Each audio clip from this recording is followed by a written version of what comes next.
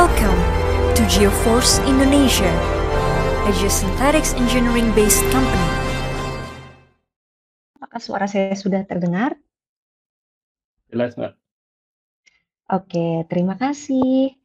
Baik, selamat siang semua para peserta webinar acara penanganan pekerjaan timbunan tinggi dengan geosintetik, dan selamat siang juga untuk para pembicara kita nih yang benar-benar kece-kece dan berpengalaman banget nih. Jadi mungkin saya bahasnya agak sedikit santai, nggak apa-apa ya Pak? Selamat siang untuk Pak Fahmi Aldiamar, Bapak Dandung Sriharninto, dan juga Bapak Aswin Lim. Apa kabar Bapak-Bapak semua? Baik, Baik. Mbak. Sehat. Oke.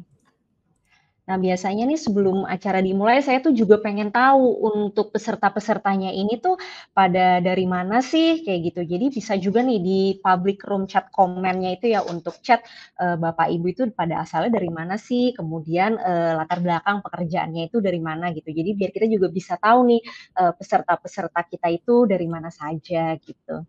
Dan juga saya ingin review sedikit untuk webinar ini sendiri, di mana nanti kita bisa memberikan pertanyaannya itu untuk di Q&A gitu ya, Bapak Ibu. Jadi untuk pertanyaan itu tolong di Q&A, jangan di chat seperti itu. Karena nanti di Q&A ini juga sifatnya bisa di voting untuk pertanyaannya. Kalau misalnya Bapak Ibu punya pertanyaan yang sama mungkin dengan pertanyaan sebelumnya, itu bisa di vote saja. Jadi tidak perlu ditanyakan ulang seperti itu. Dan juga untuk handout materialnya itu sendiri sudah ada di tab handouts, bisa di-download. Oke, jadi sebelumnya mungkin kita juga harus kasih disclaimer untuk handout materialnya hari ini yang akan di-share itu yang dari Pak Dandung dan juga Pak Aswin. Untuk materinya Pak Fahmi memang sepertinya cukup sedikit confidential nih, jadi tidak bisa di-download ya Bapak Ibu. Jadi memang untuk yang sesi Pak Dandung dan juga sesi Pak Aswin yang bisa di-download seperti itu. Oke, kita mungkin untuk mempersingkat waktu, kita bisa langsung mulai saja seperti itu ya. Dari ketiga pembicara kita ini nanti masing-masing akan memberikan paparan sharing pengalaman-pengalamannya tentang penanganan timbunan tinggi dengan geosintetik Bapak Ibu seperti itu. Jadi masing-masing akan sekitar 20 menit. Jadi kita diskusinya nanti mungkin 1 jam terakhir seperti itu. Nah, yang kedua ada Bapak Insinyur Aswin Lim PhD. Beliau sekarang menjabat sebagai Ketua Program Studi Magister dan Doktor Teknik Sipil, Ketua Komunitas Bidang Ilmu Geoteknik Universitas Katolik Parahyangan. Beliau menyelesaikan pendidikan S1 di Teknik Sipil Unpar tahun 2008 dan juga S2 dan S3 masing-masing tahun 2010 dan 2018 di National Taiwan University of Science and Technology. Untuk Bapak Aswin, the floor is yours. Oke, baik. Ya, terima kasih atas introduksinya dari Bu Nadia. Baik, izin saya share screen ya, sebentar. Share screen. Entire screen, saya share.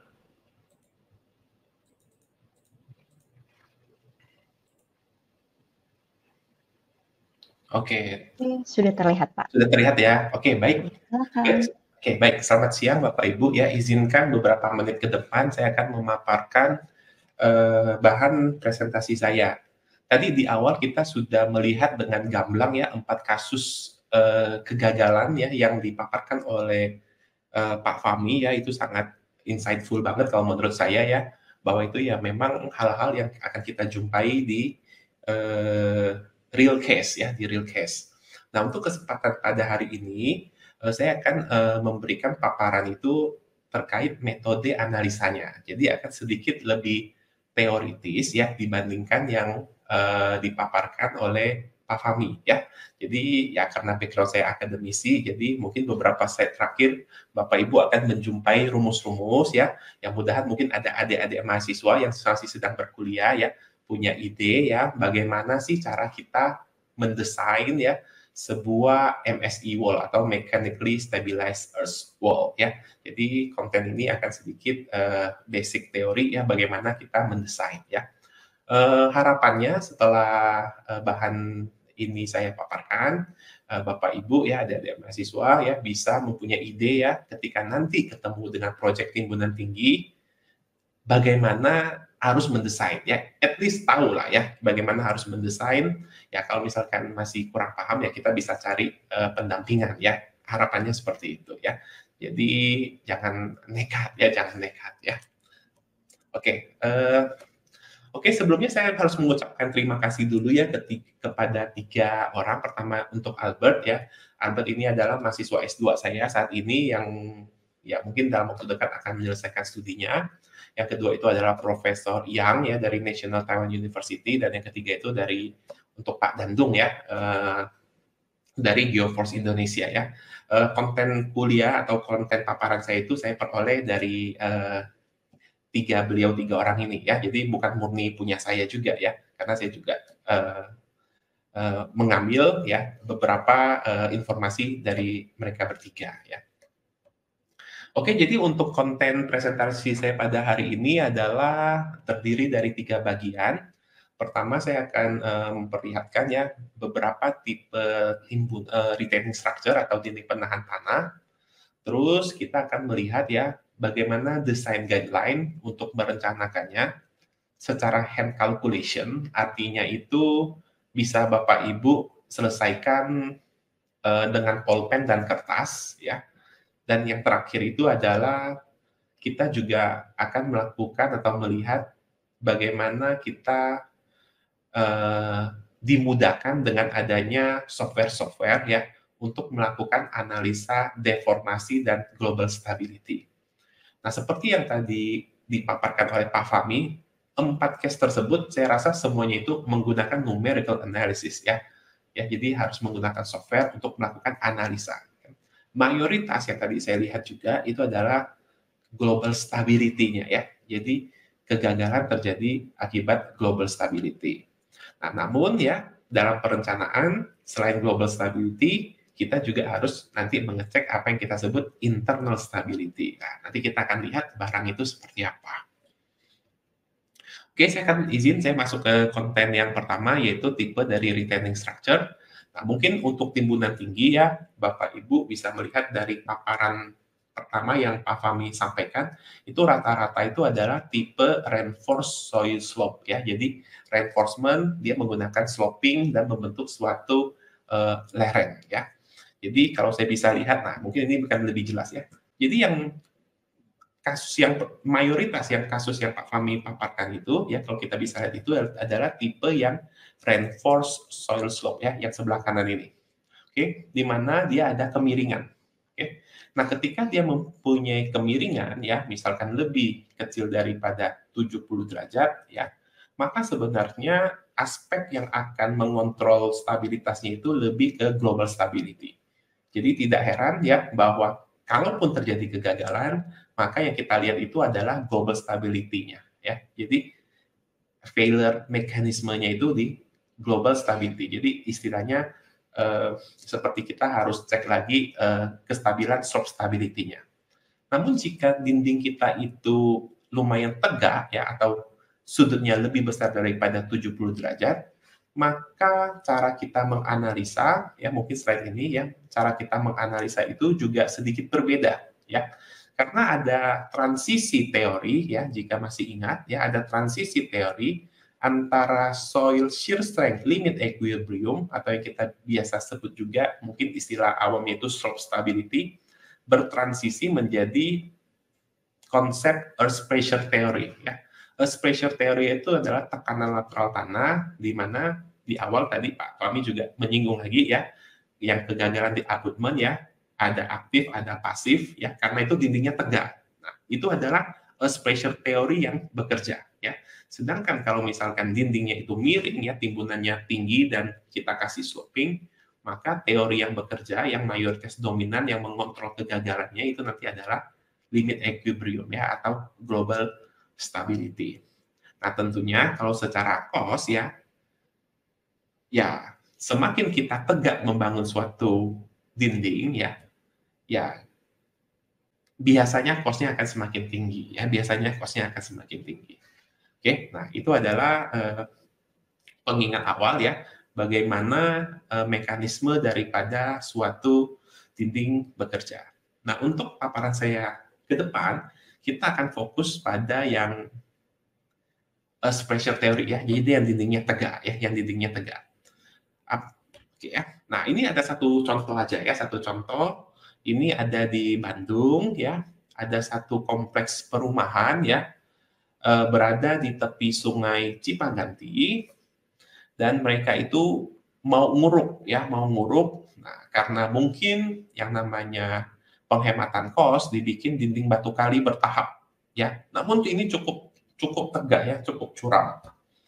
Nah, setelah ditimbun ya, setelah dibikin dinding batu kali, diuruk ya, ambrol habis ya, ambrol habis.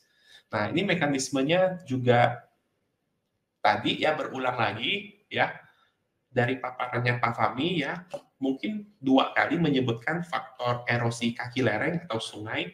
Nah, di sini kasusnya juga serupa ya. Sungai Cipaganti ini ya, ini awalnya itu penampangnya itu besar ya. Nah, ada kemungkinan akibat pembangunan ya, karena mungkin tidak dikontrol dengan ketat, penampang sungai menjadi mengecil, sehingga ketika hujan lebat, ketika debit air sungai membesar, maka velocity air itu kencang sekali ya, karena penampangnya menyempit, sehingga gerusan atau erosi di kaki itu cukup besar.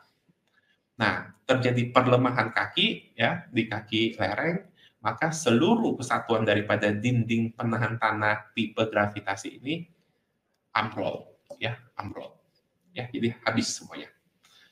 Andai kata mungkin tidak ada gerusan juga ya, kita membangun dinding penahan tanah tipe gravitasi batu kali seperti ini dengan tinggi mungkin di atas 20 meter, itu juga merupakan suatu resiko yang sangat tinggi ya, sangat tinggi. Oke, jadi ini rusak ya, ambrol. Nah, kalau kita lihat ya, jelas sekali ada slip surface-nya ya, di mana ini adalah material koluvial ya, atau material urukan mereka, dan di bawah itu cadas berpasir ya, tuff ya, sandy tuff-nya, karakteristik tanah Bandung di utara ya. Jadi jelas ya ada slip surface-nya. Oke, jadi ini sudah ambruk. Oke. Nah, jadi kalau misalkan kita membangun bangunan tinggi ya, dari paparan Pak Fahmi tadi ya, rasanya 4 kasus itu memanfaatkan geosintetik ya, memanfaatkan geosintetik untuk membangun suatu timbunan yang tinggi. Jika kita tidak memanfaatkan geosintetik ya untuk membantu stabilitas ya, rasanya agak berat ya, rasanya agak berat kita untuk membangun timbunan yang tinggi ya. Jadi itu salah satu keunggulan dari kita memanfaatkan material geosintetik. Oke, setelah itu saya akan lanjut ke desain guideline-nya. Nah, bagaimana kita bisa mendesain suatu dinding MSEW atau dinding geosintetik? Rujukan pertama selalu kita akan merujuk pada SNI 8460 2017. Di bab 10.5 ada satu subbab yang disebutkan dinding MSI ya. Nah, dinding MSI ini adalah mechanically stabilized earth ya, yang artinya itu adalah dinding yang kita konstruksikan menggunakan material geosintetik perkuatannya ya. Jadi Bapak Ibu ya bisa melihat di guideline ini ya, SNI perancangan geoteknik kita. Selain itu, jika ada berjumpa dengan beberapa kasus ya yang mungkin tidak diatur atau belum diatur di SNI geoteknik, Bapak Ibu juga bisa merujuk ke FHWA ya, standarnya USA ya, tahun 2009 ya. Di situ juga menurut saya cukup lengkap ya, bisa untuk kita menjadi panduan mendesain MSE wall, dan juga yang tadi saya sebut reinforced soil slope yang RSS ya. Jadi panduannya cukup lengkap. 2 dokumen ini free download ya, tinggal di googling aja ya, free download, bisa dimanfaatkan ya. Kontennya juga sangat mudah untuk dicerna ya, jadi tidak menyulitkan ya, cocok untuk praktisi ya. Mirip seperti SNI geoteknik kita ya, jadi mudah dicerna ya, kalimat-kalimatnya semuanya oke ya. Oke, nah untuk paparan selanjutnya saya akan memaparkan bagaimana kita mendesain ya, bagaimana proses suatu desain itu dilakukan ya. Jadi pertama ya, kita harus melakukan site investigation ya. Jadi penyelidikan tanah itu adalah sifatnya wajib, ya sifatnya wajib ya. Jika tanpa soil investigation yang cukup, ya, maka risiko yang kita tanggung itu adalah kita sebut dengan ketidakpastian atau uncertainty ya. Dalam desain geoteknik ya, bagaimana kita memperkecil faktor ketidakpastian itu adalah dengan cara kita melakukan soil investigation yang lebih banyak.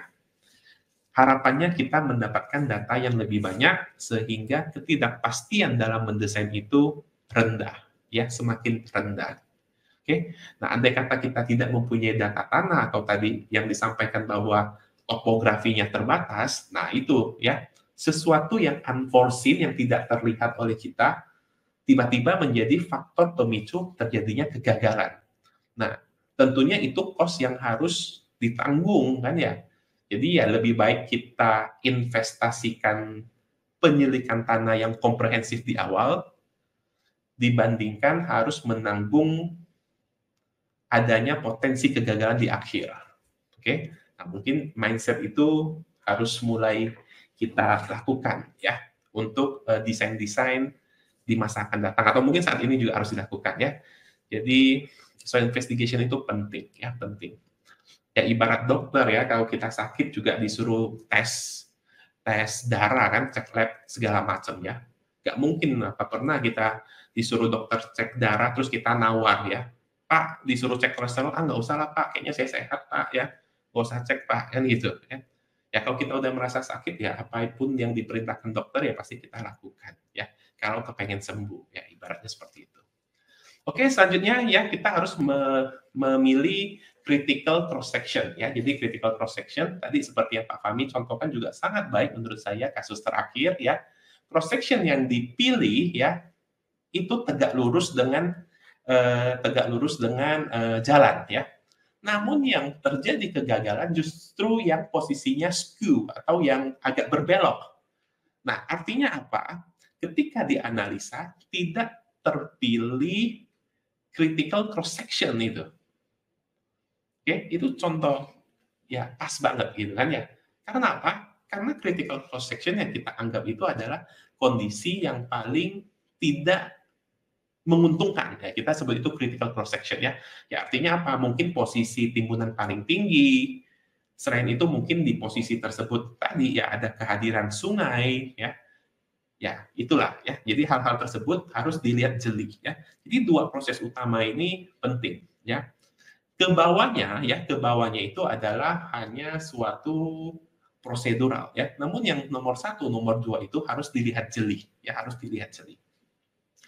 Oke, selanjutnya setelah kita sudah menentukan critical cross section, maka kita harus menentukan sama ya, soil parameter ya, reinforcement property atau material perkerasan, jenisnya apa, propertiesnya apa ya. Jika Bapak Ibu membutuhkan ya, mungkin bisa kontak ke para supplier bahan ya. Jadi di situ mereka mempunyai katalog produk ya seperti itu. Oke, setelah itu kita harus melakukan desain wall configuration dan reinforcement layout-nya ya. Kita bisa desain ya bagaimana bentuk dinding ya, mau tegak lurus, mau miring ya, sama reinforcement-nya ya seperti apa, panjangnya berapa, tipenya apa, spasinya berapa ya, semua kita rancang. Terus kita melakukan stability analysis. Nah, nanti stability analysis ini akan saya detailkan lagi, perdalamkan lagi di slide-slide selanjutnya. Oke. Nah, setelah kita melakukan analisa tersebut ya, jika NG itu not good lah ya, not good ya, maka kita balik ya, selalu kita trial error di sini. Nah, setelah misalkan sudah oke stabilitasnya ya, semua FK ya, faktor keamanan sudah sesuai dengan standar code, maka baru kita turun ke harga. Nah, cek di harga, masuk nggak? Oh, harganya nggak masuk, ya balik lagi ya, ganti metode atau ganti konfigurasi, ganti material ya. Nah, terus berulang sampai masuk ya. Nah, misalkan stabilitas sudah oke, harga sudah oke. Nah, terakhir, drainase ini penting ya. Contoh tadi lagi ya, kasus pertamanya Pak Fahmi ya, di jalan raya ya, daerah pedalaman, kadang drainase jalan ya, drainase samping itu tidak direncanakan dengan baik sehingga jalan menjadi jadi jalur air ya, jadi air itu merajalela di atas jalan yang harusnya kondisinya harusnya kering. Nah, itu tidak terjadi ya, makanya di sini kita harus melakukan juga ya detail design, drainase, dan mungkin juga vegetasi ya. Jadi belakangan ini kalau kita yang bikin RSS ya, reinforced soil slope, kita mengharapkan bahwa lereng kita itu nanti hijau kembali ya, hijau kembali. Jadi bagus kelihatannya ya. Oke, setelah itu compare with project budget ya, sama ya, apakah sudah masuk ya untuk harga untuk cost untuk drainase, vegetasi, kalau sudah oke ya selesai. Oke, nah ini adalah suatu flowchart dalam melakukan desain. Nah, untuk melakukan desain ini tentunya butuh waktu ya. Saran saya ya, kalau kita melakukan desain ya harus detail ya, harus detail dan juga butuh waktu ya. Jadi jangan terlalu diburu-buru juga, kasihan juga ya konsultan-konsultan ya yang melakukan desain, perencanaan desain itu tolong jangan diburu-buru ya, karena di sini ada looping-looping yang harus kami cek ya. Jadi berikanlah keleluasan, fleksibilitas waktu sedikit ya, supaya perencanaan itu menjadi baik ya dan optimum ya, optimum. Oke, nah ini adalah pendetailan daripada yang tadinya yang stability analysis. Nah, dalam melakukan perencanaan MSE wall tadi ya, stabilitas yang harus kita cek itu sebenarnya ya kira-kira mungkin ada 5 kategori ya, 5 kategori utama. Yang pertama itu adalah kita sebut internal stability, yang kedua itu external stability, ketiga itu global stability, keempat itulah seismic stability karena kita Indonesia itu mungkin Pulau Jawa itu daerah gempa gitu kan ya, kalau mungkin di luar Jawa mungkin gempanya nggak terlalu besar, mungkin Kalimantan itu gempanya nggak terlalu besar ya. Dan terakhir itu adalah deformasi. Hal pertama internal dan eksternal itu bisa kita tuntaskan dengan pulpen dan kertas ya, pulpen dan kertas kita bisa tuntaskan internal stability. Namun yang global stability ini dan deformation itu mau nggak mau untuk saat ini kita memerlukan perangkat lunak atau software ya untuk bantu kita melakukan analisa tersebut. Oke, jadi bisa dibayangkan ya berapa komponen yang harus kita cek ya di dalam suatu perencanaan MSE wall. Ya, ada 5 ya, ada 5. Oke, nanti kita akan lihat lagi lebih mendetail ya apakah yang disebut sebagai internal stability ini ya, di mana kita harus mengecek connection-nya atau koneksi ya. Koneksi antara apa? Antara material perkuatan dengan facing ya atau muka daripada dinding kita. Yang kedua itu adalah breakage ya. Kita mau cek ya apakah dinding kita atau material kita itu ditariknya bisa sampai putus, dan juga kalau pull out itu apakah dia akan kecabut. Ya, jadi 3 benda ini harus kita cek ya. Dan setelah itu yang external stability ini adalah mengecek kestabilan eksternal. Ya, itu mirip kita mengecek dinding penahan tanah ya, dinding penahan tanah tipe gravitasi. Oke, dan yang lain-lain ini adalah untuk menggunakan perangkat lunak. Oke ya. Nah, saya akan lihatkan sedikit ya apa sih yang dimaksud dengan facing connection failure. Ya, kalau Bapak itu bisa lihat ya. Jadi ini kecabut ya. Jadi kecabut antara facing ya dengan si reinforcement-nya. Ya, jadi dia kecabut. Ini yang namanya connection failure. Nah, yang kedua reinforcement breakage failure. Artinya apa? Si material perkuatan kita itu sobek atau putus ya. Ya, putus ya. Ini ya. Jadi ini geogrid ya, geogridnya itu putus ya. Nah, kalau udah putus ya gimana? Ya sudah ambrol juga dia. Oke. Nah, terus yang reinforcement pull out. Pull out itu dia kecabut. Kecabut sih maksudnya gimana, Pak? Jadi kecabut itu maksudnya si materialnya, reinforcement-nya itu tidak putus, tapi semua lembarannya itu ikut keluar itu. Jadi dia kecabut. Artinya apa? Reinforcement-nya kita desain kurang panjang, ya, kurang panjang ke belakang. Nah, ini yang bearing capacity failure ya tadi ya, kasus-kasus kalau Bapak bisa itu mirip seperti longsoran, yaitu bearing capacity failure. Nah, ini juga sama ya, global failure juga sama, kurang lebih mekanismenya sama ya, seperti longsoran ya. Nah, yang terakhir juga kita harus cek terhadap deformasi ya. Jadi deformasi kita tidak mengharapkan, kita tahu bahwa MSE ini adalah suatu yang fleksibel ya. sesuatu yang fleksibel, jadi dia diperbolehkan berdeformasi.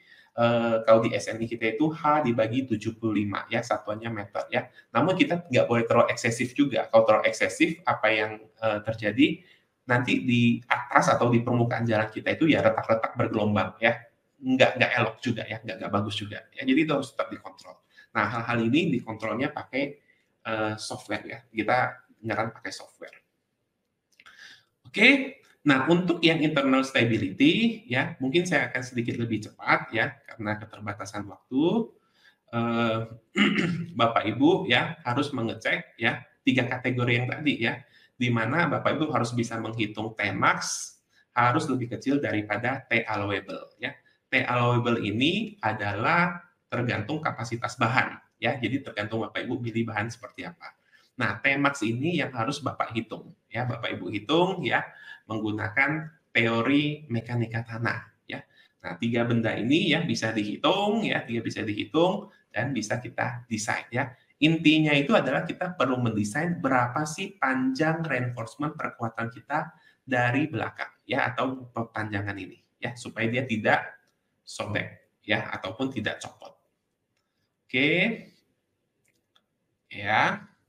Nah, kalau external stability sama ya. Jadi seperti konsep dinding penahan tanah gravitasi, kita cek faktor keamanan terhadap geser, kita cek faktor keamanan terhadap guling, kita cek juga faktor keamanan terhadap bearing capacity. Nah, ini rumus-rumus ini ya hanya untuk pengantar ya, pengantar ke Bapak Ibu atau para peserta ya, supaya mungkin refresh kembali ya. Untuk detailnya ya mungkin perlu waktu untuk dijelaskan ya. Oke, untuk seismik juga sama ya. Jadi kalau ketika terjadinya gempa ya, maka kita ada gaya tambahan yang kita sebut sebagai TMD. Nah, TMD itu nanti akan berkontribusi terhadap Tmax ya. Jadi nanti Tmax ditambah TMD menjadi T total. Nah, TMD ini faktornya dari mana? Itu nanti dari inersia gempa ya. Jadi kita tahu KH gempa ya, kita kalikan dengan beratnya tanah di belakang akan dikonversikan menjadi TMD tersebut. Nah, untuk FK gempa itu bisa lebih kecil 25% ya, atau harus lebih besar 75% dari FK kondisi statik atau non gempa. Oke, ya sama ini ya, saya skip ya, eksternal ya sama ya. Semuanya dicek ya, tapi FK-nya itu sedikit berkurang ya, kurangnya 25%. Oke, saya skip. Nah, ini mungkin bagian terakhir yang harus saya selesaikan, itu adalah numerical analysis ya, atau deformasi dan global stability. Nah, di sini ya kita bisa memanfaatkan software ya, finite element untuk melakukan analisa ya. Di sini mungkin di Indonesia yang populer ya bisa Praxis, bisa Midas ya, bisa Rock Science ya. Ya tergantung Bapak Ibu familiar dengan software yang mana kan gitu kan ya. Nah, ini salah satu contoh kalau kita membangun atau memodelkan suatu MSCW wall ya, kita perlu elemen panel facing, kita butuh bearing pad, kita butuh reinforcement-nya ya, kita butuh backfill-nya, dan butuh geometri daripada si lereng tersebut. Nah, ini tampilan kalau kita menganalisa 2 dimensi, dan ini tampilan kita untuk menganalisa 3 dimensi. Nah, mungkin hal yang menarik itu adalah dalam analisa 3 dimensi, ya kita bisa memodelkan si segmental panel itu lebih detail ya. Ini contoh segmental panelnya, di mana kalau kita pasang segmental, biasa kita akan mempunyai rubber pad ya. Rubber pad itu sebagai bantalannya, oke. Nah, ketika kita mempunyai bantalan, maka ada gap ya. Harapannya itu adalah supaya dindingnya itu lebih fleksibel ya, lebih fleksibel. Nah, ini contoh lainnya juga ya dari Geoforce ya, segmentalnya. Ini ada Geostripnya juga sama ya. Jadi itu semua bisa dimodelkan ya. Nah, ini contohnya ya kalau kita memodelkan facingnya, ini adalah plate element, di sini ada geostripnya, nah di sini ada bantalannya, bearing padnya bisa kita modelkan ya. Jadi contohnya seperti ini ya. Jadi kalau bentuknya seperti cross gitu kan ya, bisa kita modelkan ya, sesuai dengan keinginan kita. Ya mungkin detailnya bisa saya jelaskan di sini ya. Kalau facing panel kita pakai plate element, kalau misalkan kita di 2D ya, kita bisa memodelkannya itu dengan nodal ya, tapi kita set dia menjadi free connection. Oke, jadi kalau misalkan di Praxis 3D kita tetap pakai plate, tapi si plate atau geometri kecil itu kita ganti dengan material rubber ya, atau material si karet tersebut. Oke, ini contoh input parameter untuk facing. Basically ini adalah si concrete material. Terus ini adalah geostrip ya, geostrip kalau kita menggunakan MCW ya, sekarang ini juga populer ya. Ini juga sama ya, kita mau jadi geostrip ya. Ini yang kita sebut connection-nya di sini ya, ini harus dicek kekuatannya ya. Ini geostripnya kita bentangkan semuanya ya, ada. Oke. Nah, setelah itu pemodelan juga sama ya. Di sini kita juga bisa modelin geostripnya ya, pakai embedded raw element ya, embedded raw element. Nah, ketika kita menggunakan embedded raw element ya, sebenarnya di praksis ada dua pilihan ya, kita bisa embedded raw ataupun geogrid ya. Di sini ya saya ya coba iseng aja ya, atau parametrics tadi apakah embedded raw itu bisa memodelkan juga? Ya jawabannya ya bisa-bisa aja. Namun kita perlu suatu hal yang perlu kita cek, itu adalah kita harus memastikan bahwa nanti output di praksisnya itu semuanya itu dalam kondisi tarik ya. Karena apa? Karena esensinya material strap ini adalah untuk memodelkan tarik ya, untuk memodelkan tarik. Nah, kalau kita menggunakan praksis 2D ya, jarak spasi horizontalnya itu bisa kita inputkan di L spacing ini ya, L spacing. Oke, ini salah satu output daripada analisa 3 dimensi. Kita bisa mendapatkan wall deflection. Setelah itu kita bisa cek ya dengan SNI 8460 ya, H-nya harus lebih kecil daripada H, deformasinya harus lebih kecil daripada H dibagi 75 satuannya meter ya. Terus segmental panel ini lebih tolerable untuk menahan defleksi ya daripada modular block ya. Modular block itu mungkin harganya mungkin lebih murah ya, namun fleksibilitas deformasinya itu tidak terlalu bagus karena dia sifatnya lebih rigid. Oke, ini contoh tensile force yang perlu kita cek ya, pastikan dia semuanya positif. Oke, ini tadi sudah. Dan juga mungkin hal yang menarik itu kita bisa melihat juga ya, di setiap elemen tensile force itu kita bisa mengukur berapa tensile force-nya. Oke, setelah itu kita bisa juga membandingkannya dengan teorinya Rankine dan Coulomb ya. Jadi ternyata dari hasil analisa 3 dimensi ya, rumus hasil daripada berapa tegangan tarik yang bekerja di reinforcement-nya itu lebih kecil daripada hand calculation atau teori teoritis ya. Ya artinya teori kalau kita gunakan ya masih aman-aman aja, nggak masalah ya. Oke, ini adalah pola deformasi ya, kalau memang diinginkan untuk dilihat juga bisa. Oke, yang terakhir, yang global stability ini yang perlu kita cek juga ya, pastikan FK-nya memenuhi syarat di SNI, mungkin lebih besar daripada 1,5. Oke, terakhir ya, slide terakhir ya, MSE wall ya is suitable ya for constructor high field earth construction ya. Rasanya itu pilihan saat ini pilihan terbaik ya kalau kita mau membangun timbunan tinggi, harus menggunakan perkuatan geosintetik ya untuk keamanan bersama. Terus kita harus mendesainnya secara properly ya, secara baik dan benar ya, berdasarkan code ya. Kalau di Indonesia kita harus follow SNI gitu.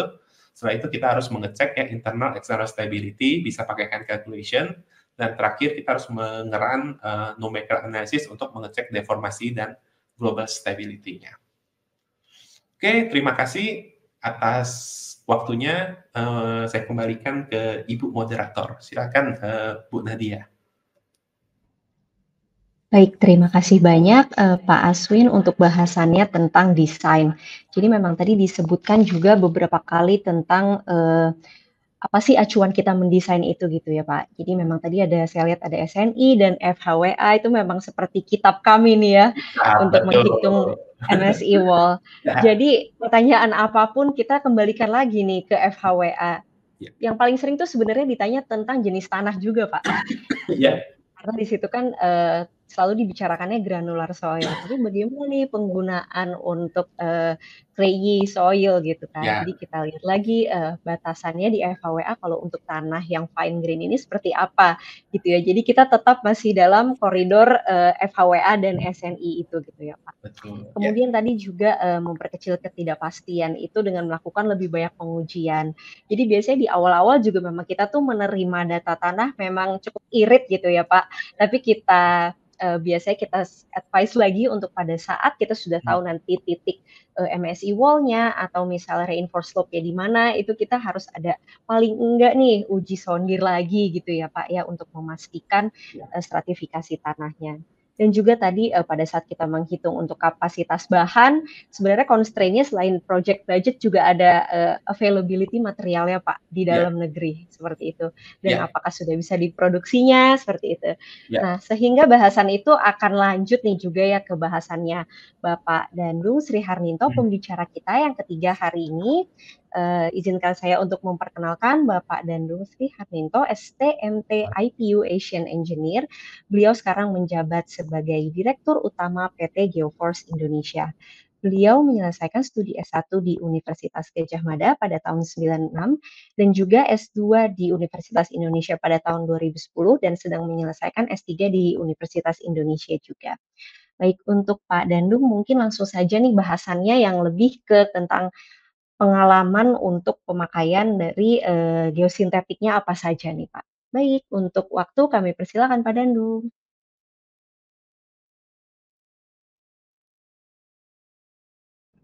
Oke, makasih Dita. Bismillahirrahmanirrahim. Assalamualaikum warahmatullahi wabarakatuh. Izin share screen. Presentasinya Mam ya. Lupa terus share screen ya. Share screen, window, entire.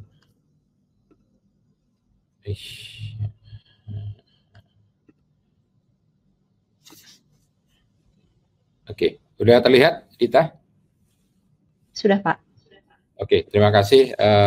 Tulisan big markernya itu di hide saja Pak, biar nggak mengganggu nanti. Siap. Oke, makasih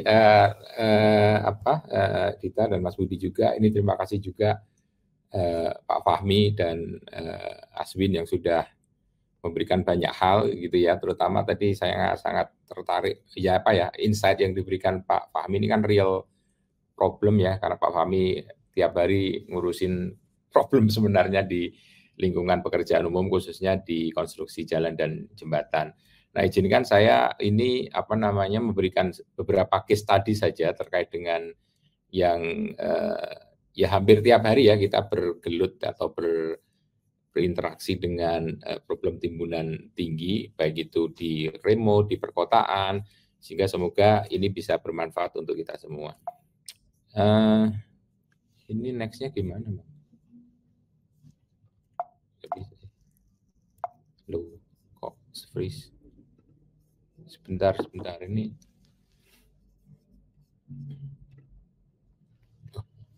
Oh ini ya. Oh oke. Oke, terima kasih. Jadi kalau balik nggak bisa dong. Oh ini bisa. Kalau balik gimana? Oh ini pakai ini.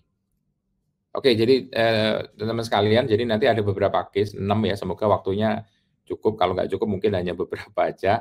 Jadi ada yang memang untuk di remote, ada yang di sungai, juga ada yang di industri.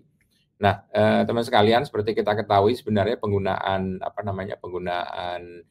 material MSI wall ya, tadi yang sudah disampaikan Pak Aswin banyak, itu sejarahnya cukup panjang sebenarnya. Sejak zaman sebelum Masehi katanya gitu, tapi mungkin pada saat itu belum mengenal material sintetis sehingga banyak menggunakan material alam. Nah, inisiasi pertama sistem dinding penahan tanah itu diinisiasi di Perancis sekitar tahun 71 gitu ya, menggunakan plat strip dari besi galvanized dengan panelnya konkrit beton gitu ya, sehingga ini menjadi sebuah komposit. Kalau kita lihat bawahnya itu ya beda nih, kalau butiran tanah tidak ada layer perkuatannya pasti mudah kolaps gitu. Nah, kemudian yang sebelah gambar kiri itu dengan adanya di-insert material sehingga menambahkan kekuatan gesernya. Ini konsep sederhana sebenarnya yang kemudian secara implementasi tentunya tidak sesederhana itu. Nah, ini ada beberapa sistem yang biasa sering kita lakukan gitu ya, baik itu yang berfacing hijau, kemudian berfacing konkret, tergantung permintaan. Tentunya ketika kita berhadapan dengan tuntutan sustainability, green, struktur yang hijau menjadi lebih banyak diinginkan oleh klien-klien kami gitu. Nah, ini kira-kira secara konsepnya gitu ya, kalau udah dijelaskan panjang lebar, saya langsung aja sebenarnya ingin masuk ke ke case-case gitu yang dikerjakan, semoga bisa memberi tambahan pengalaman lah buat teman-teman yang biasa terhubung dengan problem-problem timbunan tinggi di jalan maupun di jembatan di tanah air gitu. Nah, ini materialnya ada banyak seperti geogrid, ada geotekstil, kemudian juga nanti kita mengenal yang lain. Nah, ini kalau GSRW tadi kalau geoframe menggunakan green facing, kalau yang segmental itu menggunakan konkret yang juga tadi sudah disampaikan oleh Pak Aswin juga. Nah, ini adalah komponen-komponennya. Kebetulan kalau sekarang kita banyak menggunakan komponen strip gitu ya, dari bahan polyester yang kita coating menggunakan polimer gitu, bisa PE, bisa PP untuk menambah durabilitas dari material perkuatan ini. Dan kebetulan alhamdulillah sesuai dengan tuntutan dari Kementerian PU dan negara kita juga, ini seluruh komponen sudah bisa kita produksi di Indonesia. Jadi kita nggak perlu impor-impor lagi untuk seluruh jenis perkuatan. Jadi lebih mudah lah untuk pengadaannya. Nah, ini seperti tadi saya mungkin tidak mengulang, ini sudah dibicarakan secara detail oleh Pak Aswin. Nah, secara prinsip aja ini sebagai tambahan bedanya, kalau sebelah kiri itu adalah menggunakan konvensional, bisa L-shape, bisa gravity. Kalau yang sebelah kanan adalah menggunakan mechanically stabilized earth wall, di mana kalau yang kiri itu bedanya momennya terkumpul di ujung gitu ya, sehingga kemudian mengenerate gaya yang luar biasa besar, sehingga diperlukan pondasi, diperlukan struktur yang sangat rigid supaya tidak patah atau terguling. Nah, kalau yang sebelah kanan itu menggunakan perkuatan berlapis-lapis, tadi sudah disampaikan termasuk bagaimana memodelkannya, sehingga momen yang terjadi tidak terkumpul di satu titik, tapi terdistribusi. Sehingga kita tidak perlu memerlukan struktur yang terpusat, yang kuat gitu ya, termasuk penggunaan pondasi dalam untuk struktur ini. Tapi kalau tadi disampaikan oleh Pak Fahmi kan ada penggunaan bore pile, itu kan sebenarnya untuk global stability-nya tentunya harus kita pertimbangkan juga. Ini kalau internal stability-nya cukup kita menggunakan semacam footplate gitu ya, semacam pondasi lajur sehingga tidak memerlukan pondasi yang besar. Nah, ini satu case pertama. Kalau kita lihat fotonya, ini yang putih itu adalah dinding sebenarnya, dinding penahan, yang bawah itu dinding pakai konkret. Kalau yang di atas itu menggunakan geoframe yang kemudian setelah selesai itu nanti diharapkan semuanya bertumbuh menjadi hijau, jadi tidak kelihatan. Nah, ini case-nya adalah untuk jalan perkampungan sebenarnya, di mana ada dua fasilitas yang harus dihubungkan gitulah kira-kira ya, untuk PLTU, satunya untuk fasilitas pembangkitnya sendiri yang kemudian itu mengenerate residu waste berupa faba, fly ash dan bottom ash, yang kemudian harus ditransfer ke area lain untuk landfill-nya. Nah, kebetulan ada bukit gitu ya, bukit yang harus dilewatin, nggak mungkin ya truknya naik gitu, sehingga harus ada semacam tunnel. Nah, setelah dihitung-hitung oleh owner-nya, ternyata sistem yang digunakan adalah di-cut kemudian dikembalikan lagi lah, kira-kira seperti itu. Sehingga kalau kita lihat bukit itu dipotong, kemudian itu dikembalikan lagi ke bentuk asalnya. Sehingga kemudian setelah dipotong, dibikin tunnel, kemudian ditimbun balik. Ini case-nya seperti itu, kemudian sehingga di atasnya tetap bisa dilalui oleh kendaraan dan desa itu tetap bisa tersambung dengan baik. Nah, ini kira-kira struktur cross-section-nya cukup masif sebenarnya penggunaan material geosintetiknya mulai dasar ini tingginya kira-kira 19,7 ya, hampir 20 meter, dan kita dalam sangat langsing gitu ya, narrow gitu ya, sehingga kita putuskan atau kita desain perkuatannya itu connected gitu antara kanan dan kiri. Dan memang kasus ini sering kita hadapi ketika kita membuat dinding yang langsing gitu ya, sehingga kalau kita kita hitung panjang perkuatannya nggak dapat seperti tadi disampaikan oleh Mas Aswin, harus cukup panjang agar tidak terjadi pull out failure. Nah, begitu tidak dapat gimana nih, karena ini langsing, sehingga kemudian beberapa case kita sambungkan. Nah, tentunya ini mengandung konsekuensi desainnya, tapi kita sudah nyoba beberapa case dan so far so good gitu ya, artinya dengan mengkonekkan kiri kanan seperti stud gitu ya, kalau kita teman-teman membangun basement menghubungkan kanan dan kiri. Kalau sud kan tekan, nah ini kita mendapatkan beban tarik, itu bedanya. Nah ini kira-kira seperti itu, seperti biasa kita harus punya data tanah supaya kita yakin. Kemudian seperti yang disampaikan Pak tadi, case-case 3D, ini sepintas ya terkait dengan gempa. Nah ini kita modeling dengan 3D karena kita khawatir karena bentuknya seperti ini, kita analisa menggunakan Plaxis 3D, jangan-jangan nanti terjadi skew dan sebagainya. Jadi memang problem geoteknik realnya adalah 3D. Cuma dari beberapa case bisa disimpelkan menjadi 2D karena dianggap sebagai struktur yang clandestine lah. Kira-kira seperti itu. Ini tadi sudah dijelaskan juga terkait dengan T allowable gitu ya, harus dikurangkan dengan beberapa reduction factor. Nah, sama seperti tadi, allowable-nya berapa seluruhnya, kemudian dengan Plaxis itu juga atau dengan hitungan manual kita tahu nih gaya yang terjadi berapa, kemudian kekuatan yang disediakan oleh material perkuatan berapa, dan otomatis seharusnya material yang diberikan harus lebih gede dibanding gaya yang terjadi. Nah, kira-kira konstruksinya seperti ini, karena sempit, jadi tanah timbunannya itu tidak dari bawah, tapi dicurahkan dari atas. Ini juga unik karena prosesnya menjadi sangat effortnya lumayan gitu ya, karena tanah timbunan itu harus dituangkan dari atas. Nah, ini case kedua adalah di jalan tol.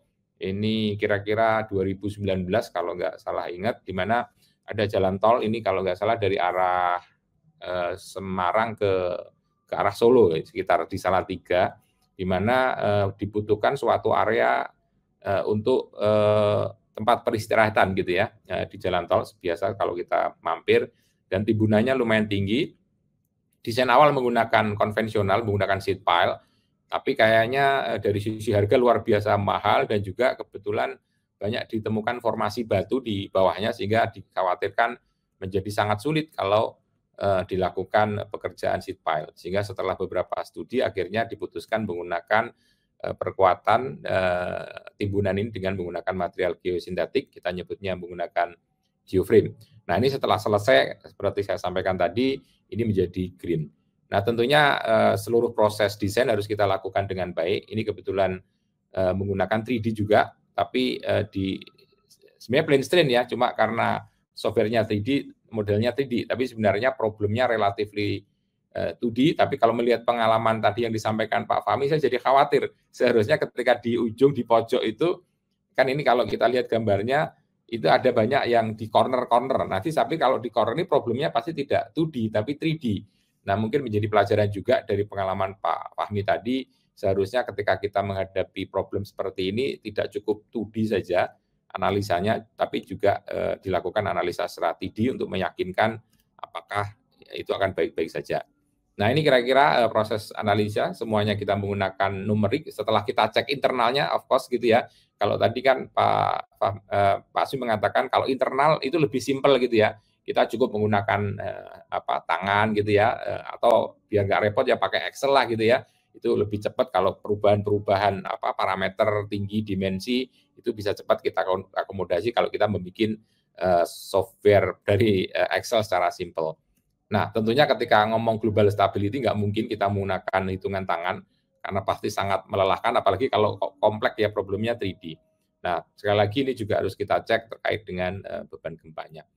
Ini proses konstruksinya kira-kira sama berulang.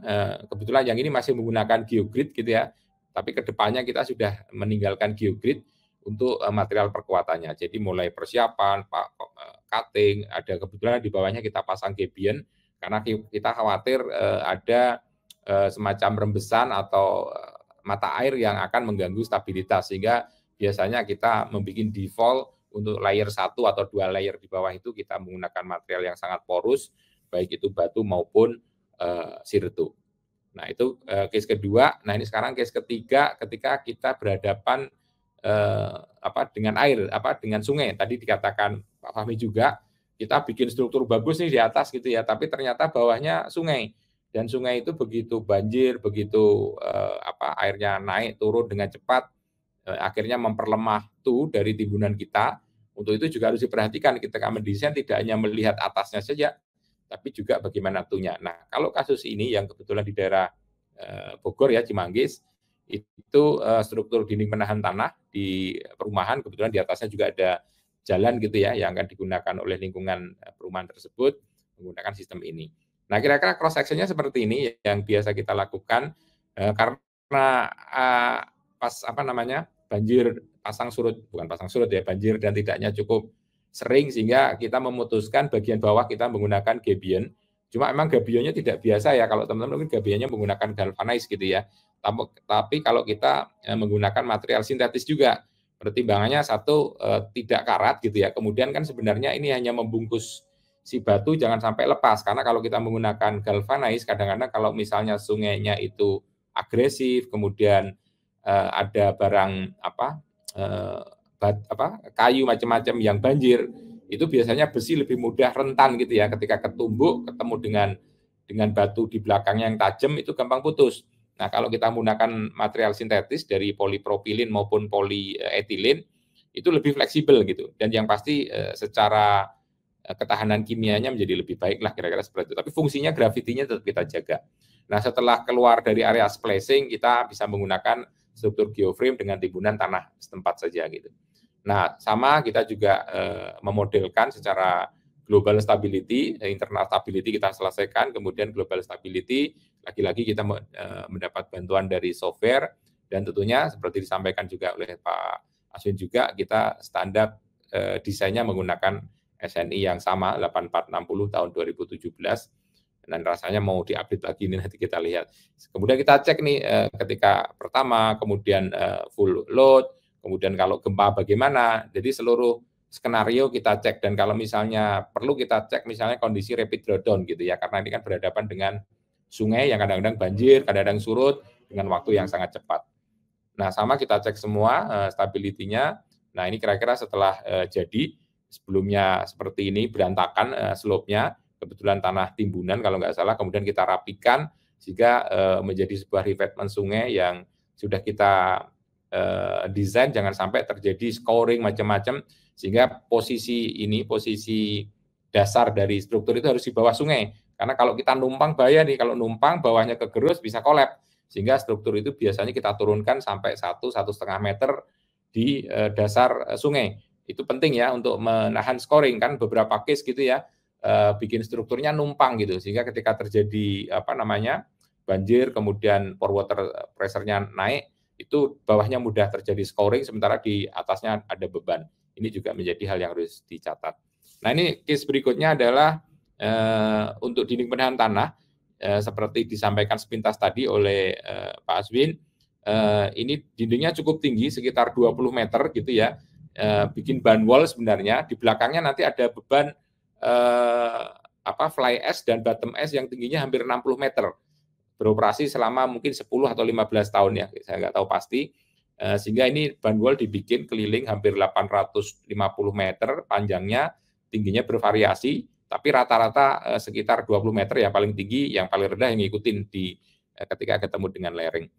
Nah, ini problem yang dihadapi tentunya secara volume masif sekali, tinggi juga, dan ini semuanya menggunakan PET strap ya, yang sudah kita siapkan di produksi. Tentunya sama prosesnya, data tanah kita cek, daya dukungnya, segala macam, termasuk tanah timbunan, itu harus kita tahu dengan pasti. Nah, ini juga sama, tadi Pak Aswin juga sudah menyampaikan, memodeling ini secara komprehensif gitu ya, mulai internalnya oke enggak, eksternalnya oke enggak, kemudian staging gitu ya, karena kan mulai pembebanan itu kan enggak tiba-tiba datang gitu, tapi bertahap lah gitu, sehingga seluruh skenario yang akan terjadi real di lapangan harus kita simulasikan untuk memastikan semuanya baik-baik saja gitu kan. Nah, sama semuanya dicek bagaimana kalau ban wall-nya doang nih, kemudian kalau naik ini bertahap gitu kan sampai kondisi full load gitu kan, atau kemudian kalau misalnya mengalami gempa nih sesuai dengan standar kita masukkan juga. Nah, ternyata setelah kita hitung baik-baik saja. Dan lagi-lagi sebenarnya problemnya ini 3D gitu ya, tapi memang untuk menghitung 3D itu effortnya luar biasa. Karena ini bentuknya seperti, saya balik sebentar di ini ya, kalau lihat mappingnya itu berbelok-belok nih, tidak straight gitu ya, tidak lurus, ini kan gambarnya tampak depan nih, tapi kalau realnya itu bentuknya 3D. Nah, sehingga mungkin analisanya perlu lebih detail, komprehensif, terutama di corner-corner yang memang kita jumpai di situ ada tergenerate beberapa penurunan walaupun masih bisa ditoleransi oleh sistem ini, tapi paling tidak seharusnya bisa diketahui sejak awal. Sehingga kalau misalnya dianggap ini berlebih, tentunya harus ada langkah-langkah antisipasi.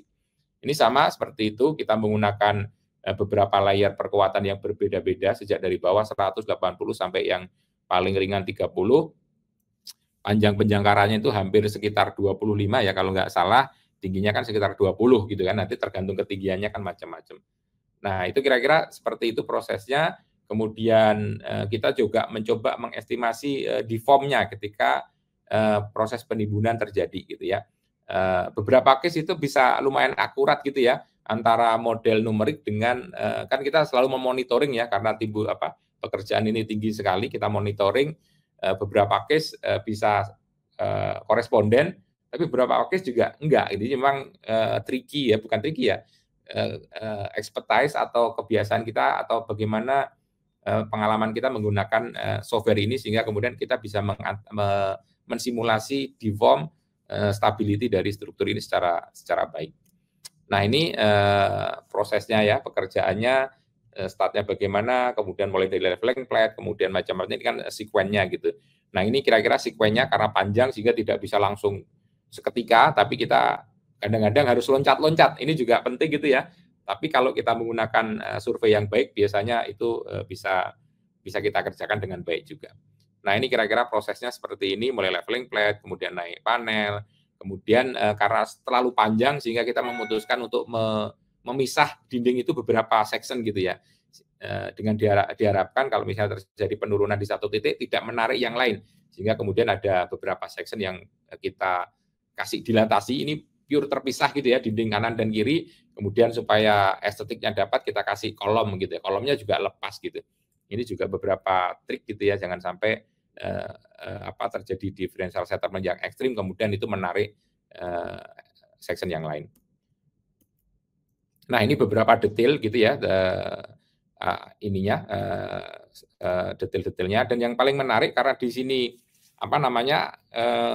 tanah sirtunya lumayan susah gitu ya dan mungkin mahal, sehingga kemudian setelah beberapa diskusi ini kita gunakan sandwich gitu ya, yang berinteraksi langsung dengan perkuatan, dengan stripnya tadi, dengan PET stripnya kita menggunakan tanah sirtu, sisanya kita menggunakan tanah merah gitu. Dan propertinya udah oke gitu ya. Ini memang challenge sehingga akhirnya volume timbunannya tidak semuanya menggunakan sirtu, tapi kira-kira 50-50 gitu ya. Separuh menggunakan tanah merah yang lebih affordable gitu ya, mudah didapat, separuh lagi menggunakan tanah sirtu sesuai dengan standar yang diinginkan oleh EVA tadi yang disampaikan Pak Azwin. Nah, ini metodenya, sekuennya, ada beberapa koneksi, kemudian ini instalasi, nyambungnya, kemudian ada beberapa struktur yang harus kita adjust gitu ya, tapi secara stabilitas tetap jangan sampai terganggu. Nah, ini kira-kira ini yang saya sampaikan tadi, ketika kita berapat dengan curve, tentunya ini problemnya bukan problem 2D lagi, tapi problemnya 3D gitu kan. Nah, ini juga harus hati-hati ketika mendesain bagian-bagian detail yang nggak mudah gitu ya. Karena nanti kan di atasnya juga ada jalan juga untuk inspeksi. Nah, ini kira-kira kalau yang lurus gini aja nggak apa-apa. Kita cukup plane strain 2D representatif. Tapi kalau begitu belok, baik curve-nya inward maupun outward itu juga yang harus kita perhatikan. Ini kalau tadi kan outward, kalau ini inward ya, R-nya ke dalam. Ini juga kalau ini sih relatif lebih stabil ya karena gayanya menekan gitu. Tapi kalau yang agak riskan itu ketika yang ini yang keluar kan, jadi gayanya cenderung keluar, kira-kira seperti itu. Nah, ini kira-kira seperti itu. Nah, ini kira-kira setelah hasilnya selesai, di belakangnya dilapis geosintetik juga, pekerjaannya seperti menggunakan geomembran, geotekstil, kemudian lapisan drainase dan sebagainya setelah selesai. Nah, ini satu lagi case-nya, saya cepat saja. Ini case-nya yang menarik adalah sama. Nah, ini yang menarik adalah ini sangat langsing gitu ya, slim gitu ya.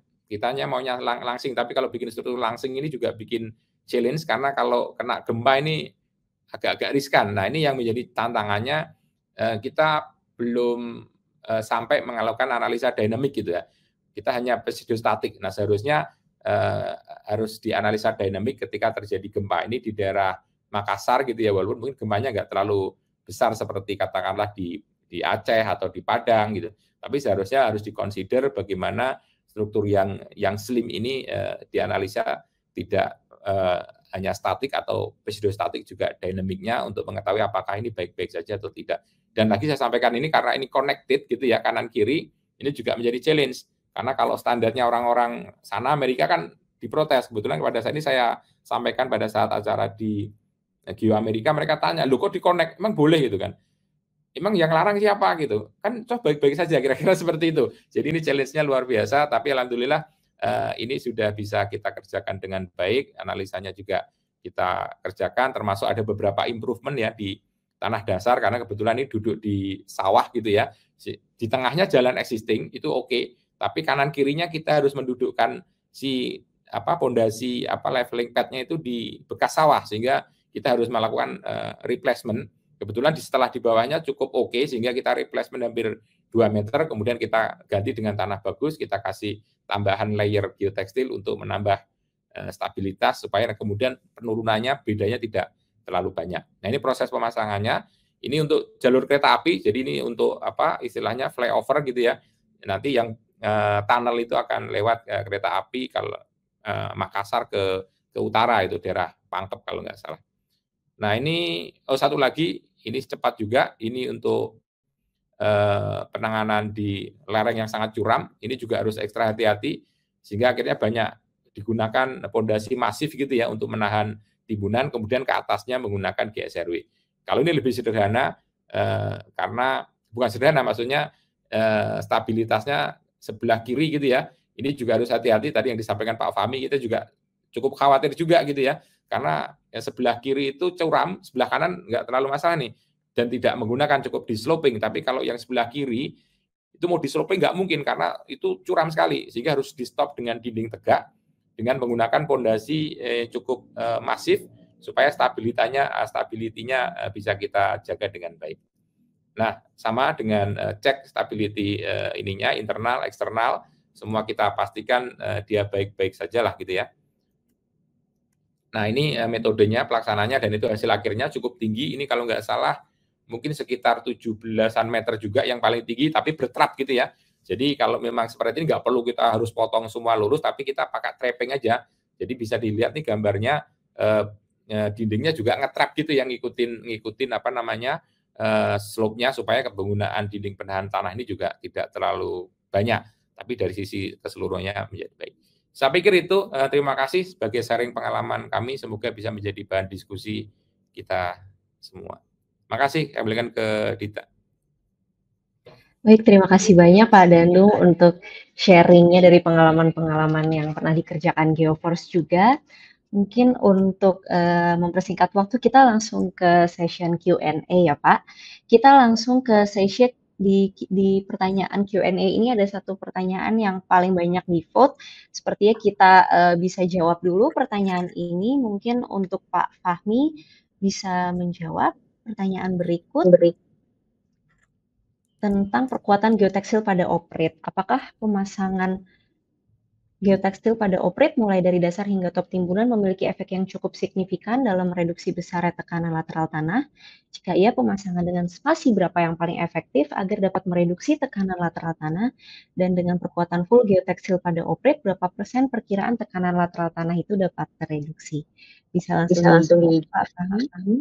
Baik, kalau untuk yang pertama tadi ya, pemasangan geotekstil pada operate, pertama harus diperhatikan dulu skema dinding penahan yang digunakan ya. Jadi kalau dinding penahan yang digunakan adalah tipe struktur beton bertulang, biasanya kita mempergunakan counterport untuk tadi ya, untuk meningkatkan kekuatan lateralnya. Nah, jika tidak ada counterport atau tipe dinding penahan yang pergunakan pasangan batu, kita bisa mempergunakan geotekstil untuk mengurangi gaya lateral yang ada. Kalau spasi sebetulnya ini dari desain ya, tapi biasanya kalau kita lihat pemadatan timbunan kan biasanya tuh 30 gembur ya, 20 padat, 20 cm padat. Sehingga apabila kita ingin memasang geotekstil, baiknya tadi per tahapan pemadatan. Jadi kalau tadi kita bicara posisi padat ya, setidaknya posisi setelah padat itu di 50 cm lah ya, maksudnya itu per layer 50 cm dipadatkan, dia akan menjadi 40 cm lah setidaknya tuh. Itu mungkin salah satu cara praktis ya, tapi pada saat kita bicara di desain itu tetap harus diperhitungkan berapa jumlah layering yang dibutuhkan untuk meningkatkan baik itu daya dukung ataupun lateralnya. Kemudian apakah perlu dari bawah ke atas? Nah ini yang mungkin menjadi isu juga ya. Jadi kalau kita bicara bagian dasarnya lunak, perlu ada bearing capacity, memang bagian bawah perlu ada geotextile yang tipenya memiliki puncture yang tinggi, biasanya mempergunakan tipe-tipe yang geogrid. Kemudian kalau memang ada kemungkinan materialnya tercampur, kalau misalnya jenuh misalnya ya, itu juga bisa dengan komposit yang pergunakan yang kategori separator, baru ke atasnya kita mempergunakan yang tipe non-woven dengan kuat tarik. Tadi ya mungkin disampaikan Pak Dandung, kalau yang lokal kita ada yang sampai dengan 60 kN, kalau perlu lebih tinggi biasanya kita perlu impor. Dan itu tergantung dari opsi-opsi yang nanti bisa digunakan. Semakin kecil kuat tariknya maka layering-nya akan semakin banyak, semakin besar kuat tariknya layering-nya akan semakin sedikit, tetapi tadi ya kembali ke harga dan juga ke di mana kita bisa mendapatkan apakah memang bisa dengan kandungan dalam negeri yang tinggi atau kita memang harus lakukan impor. Kemudian yang ketiga ya, ini terkait dengan persen lateral tekanan yang dapat tereduksi. Ini agak sulit ya kita bicara berapa persennya. Jadi sebetulnya kalau kita bicara kekuatan tarik yang sudah ada ya, nanti kita bisa mengestimasi berapa gaya lateral yang berkurang. Jadi kalau untuk yang ini kita belum bisa memperkirakan berapa besaran range-nya. Mungkin harus ada instrumen yang nanti bisa pasang untuk bisa melihat ya. Mungkin dari Pak Dandung ada tambahan nih untuk uji coba lapangan berapa persen yang sudah coba digunakan di MSC Wall, kira-kira berkurang apakah sampai 80% atau yang lainnya, nanti mungkin yang lebih tepat Pak Dandung nanti akan menjawab. Boleh saya tambahkan Pak Fahmi ya, jadi ini biar related aja. Monggo Pak. Ya, jadi gini, kan pertanyaannya penggunaan itu kok bergema? Kedengeran ya kita? Sudah Pak, udah nggak bergema. Penggunaan geotekstil apakah bisa mereduksi tekanan lateral? Jadi kita punya case gitu Pak, kalau nggak salah di proyek di Jembatan Kretek 2 di Jogja, yang untuk jalur lintas selatan, jalur lintas selatan gitu ya Jawa. Itu kebetulan saya nggak tahu dulu proses desainnya. Menurut kontraktor setelah jadi ABT-nya udah selesai dulu nih. Nah kemudian dicek ternyata dikhawatirkan nggak cukup menahan lateralnya gitu ya. Kira-kira gitulah ininya. Sehingga kemudian kita minta diajak diskusi gimana caranya ini supaya lateralnya timbunan di belakang ABT itu tidak menambahi beban si ABT karena dikhawatirkan guling nih, kekhawatiran gitu. Sehingga akhirnya kita memasang retaining wall di belakang ABT Pak. Jadi agak lucu sebenarnya. Jadi ada ABT gitu ya. Kemudian Pak Fahmi pasti tahu. Jadi saya juga kadang begini kok. Ya tapi ya sudahlah gitu. Akhirnya kemudian kita bikin retaining wall pas gitu. Kira-kira ada berjarak 20 cm lah gitu ya. Sehingga seluruh tekanan lateral itu di take over oleh sistem MSC wall. Sehingga si ABT itu tidak mendapatkan sama sekali. Jadi tidak hanya berkurang zero karena ada jarak lah gitu ya. Kemudian disepakati udah jaraknya biarkan saja. Akhirnya di atasnya kasih plat lah gitu yang bisa. Kan di atasnya ada plat injak gitu yang bisa bergerak lah gitu. Nah, jadi kalau misalnya pemasangan geoteksil untuk pertanyaan tadi ya dipasang dari bawah sampai ke atas, kemudian kalau kita facingnya juga kita treatment sehingga kita tidak hanya mengurangi berapa, kita bisa take over seluruhnya di sistem geotekstilnya gitu Pak. Ini kalau pengalaman saya gitu Pak, dan alhamdulillah baik-baik saja. Artinya sistem ini bisa menjadi ide kalau mengurangi besarnya pondasi dari ABT ya. Karena kan ABT itu kan menerima beban lateral dari si timbunan di belakangnya, aksial dari beban girdernya. Lateralnya di take over aja sama dinding pakai sistem tadi biar cukup menahan beban lateral aksialnya saja. Itu mungkin tambahnya Pak Ami. Iya, makasih Pak Dandung. Jadi kalau konsep MSC wall itu kan memang mereduksi sepenuhnya Pak ya. Jadi lateral semua ditangkap oleh dindingnya dan geotekstil itu memang sebagai bagian dari penambahan kekuatan tariknya. Jadi kalau tadi berapa persen sebetulnya dengan konsep MSC wall itu bisa 100% ya Pak Dandung ya. Semuanya di take over gitu dengan MSC wall. Oke, kita ke pertanyaan selanjutnya. Nomor 2 untuk yang paling banyak ditanyakan juga ini adalah tentang pemadatannya Pak. Jadi apakah dilakukan pemadatan? Jika iya, per berapa meter dan kontrol parameternya apa saja? Terima kasih. Mungkin bisa dari Pak dulu. Baik, kalau untuk timbunan tetap ya skema pemadatan seperti halnya yang termuat di dalam spek. Jadi kita padatnya di 20 cm ya. Jadi kita buat layering per 20 cm padat, dan kontrol pemadatan itu biasanya itu ada dua. Yang pertama adalah terkait dengan densitasnya. Terus yang kedua biasanya itu di kadar air. Jadi kalau misalnya nanti kita sudah melakukan pemadatan, kontrol lapangan kita biasanya menggunakan Sencon. Nah, dari Sencon itu kita bisa mengetahui kira-kira kepadatan sudah tercapai 100% atau tidak. Dan biasanya dari density-nya ya, dari density-nya nanti kita juga bisa ketahui apakah itu sudah kategorinya sesuai dengan spek atau tidak. Jadi kalau per layernya tadi ya, memang agak-agak tricky. Jadi kalau kita bicara timbunan 30 meter, apakah per 20 cm? Iya, wajib per 20 cm. Jadi jangan sampai karena timbunannya tinggi, nanti kita abaikan timbunan 1 kali timbunan per 1 meter. Ini yang nanti akan men-trigger tadi ketidakstabilan di timbunan itu sendiri. Ini itu, Mbak. Oke, kita moving ke pertanyaan selanjutnya nih Pak, yang cukup menarik tentang bagaimana pemakaian geosintetik pada jalan dengan tanah dasar yang mempunyai lapisan clay shell yang cukup tebal dan dekat pada permukaan jalan yang akan dibuat. Yang kedua, apakah geosintetik itu dapat mengurangi bahaya liquefaction? Terima kasih. Mungkin bisa dijawab Pak Dandung dulu. Ya, ini clay shell ini bikin pening ya Pak. Jadi kita lagi pening di Kalimantan ini Pak. Jadi ada area gitu ya, clay shell-nya cukup masif gitu ya. Sementara mereka butuh dinding penahan tanah. Kalau menggunakan konvensional kan kita menggunakan soldier pile lah gitu kan. Cuma kan harganya ya kerasa gitu ya, kantongnya dalam. Sehingga kemudian beberapa case kita dicoba menggunakan geosintetik.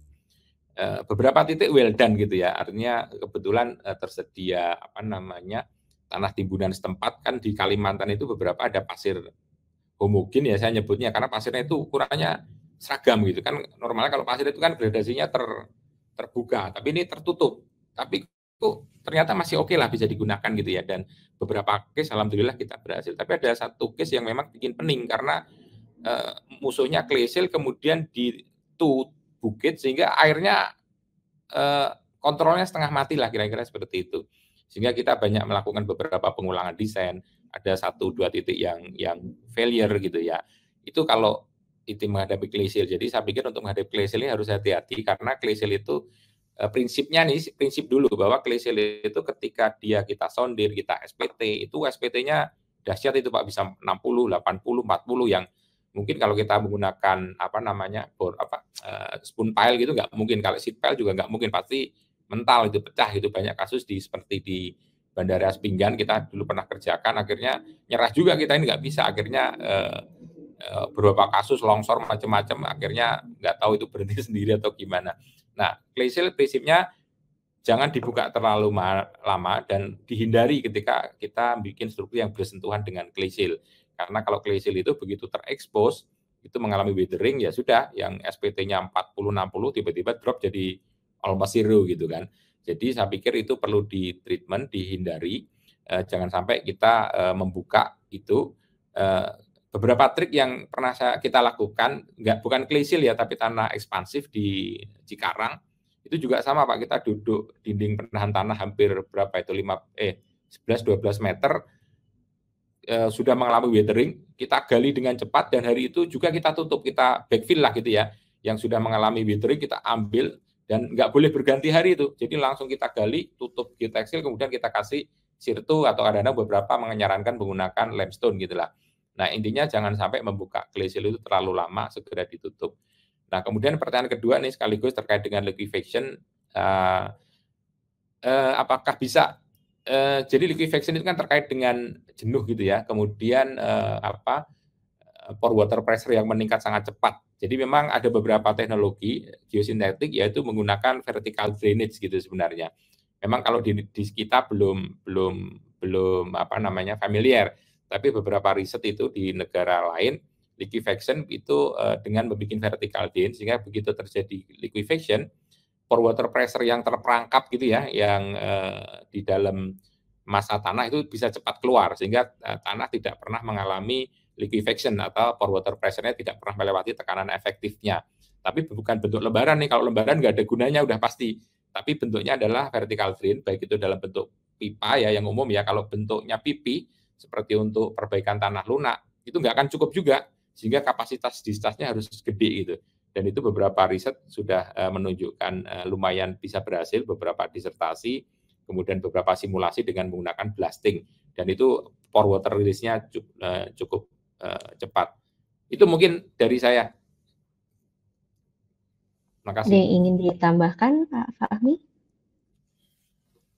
Mungkin bisa juga dengan konsep ini ya, stone column. Jadi konsepnya tadi ya, kalau misalnya likuifaksi itu akan ada tekanan air pori tambahan yang diakibatkan oleh goyangan gempa. Jadi pada intinya adalah bagaimana caranya untuk merilis tekanan itu. Jadi tadi dengan PVD bisa juga dengan sand drain ya, yang vertikal ataupun dengan stone column. Jadi pada intinya jangan sampai pada saat ada goyangan gempa, tekanan air yang naik, ini biasanya pada daerah materialnya yang material pasiran yang jenuh, ini akan men-trigger terjadinya kayak subsidence ya, pergeseran diakibatkan karena proses likuifaksi. Ini itu tambahannya. Terima kasih.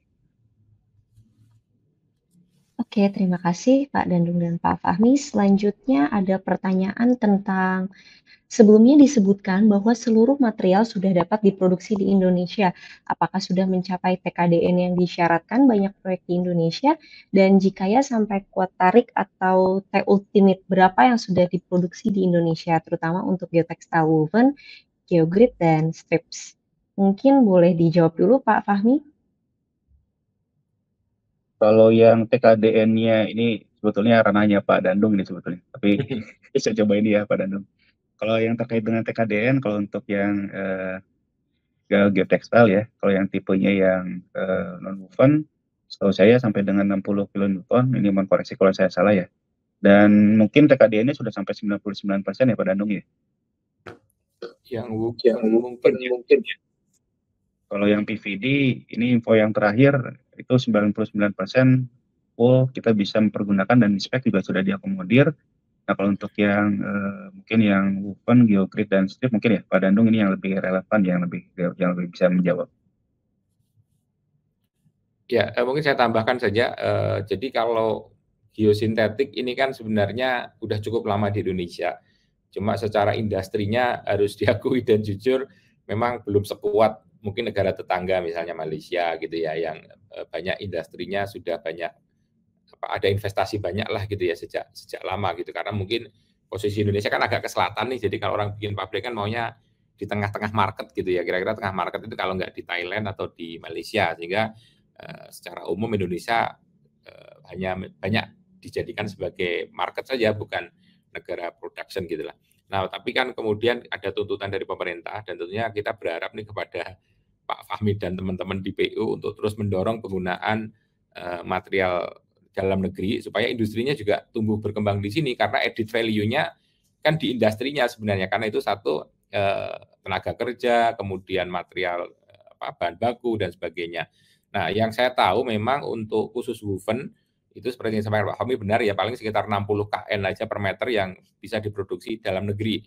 Kalau di atas itu belum ada Pak. Jadi kita masih berwacana gitu ya, walaupun sudah beberapa mengadakan studi untuk mulai investasi di sinilah gitu kan. Nah, kemudian yang PVD alhamdulillah sudah ada beberapa produsen gitu ya, sudah diproduksi sepenuhnya, dan karena PVD itu kan umur pakainya hanya katakanlah setahun atau 2 tahun, sehingga cukup menggunakan plastik recycling ya yang grade bagus lah gitu ya, itu udah cukup karena umurnya kan nggak panjang ya, nggak seperti untuk perkuatan. Kalau perkuatan long life nih kayak bikin dinding penahan tanah, ini kan hati-hati karena dinding penahan tanah kan umurnya selama-lamanya nggak boleh kolaps, sehingga penggunaan materialnya juga harus virgin, kemudian creep behavior-nya harus baik, kemudian durability-nya dan sebagainya lah. Tapi kalau PVD rasanya cukup dengan material recycling karena penggunaannya lebih pendek. Nah, kalau tadi sampaikan tadi karena yang PET strap ya yang kita pakai itu sepenuhnya udah diproduksi di dalam negeri gitu ya, mau kuat tarik berapapun itu bisa Pak. Cuma raw materialnya kita lagi coba Pak, yang impor memang yang masih digunakan. Jadi benangnya kita menggunakan benang lokal, cuma benang lokal itu belum diproduksi yang high tenacity polyester, sehingga ketika kita menggunakan misalnya katakanlah kuat tariknya 50 nih, Kalau kita menggunakan benang yang diproduksi di dalam negeri, itu menggunakan berat yang lebih gede, lebih berat supaya mendapatkan kuat tarik yang sama. Nah, kalau yang high tenacity yang kebetulan masih diimpor itu dengan berat yang lebih ringan.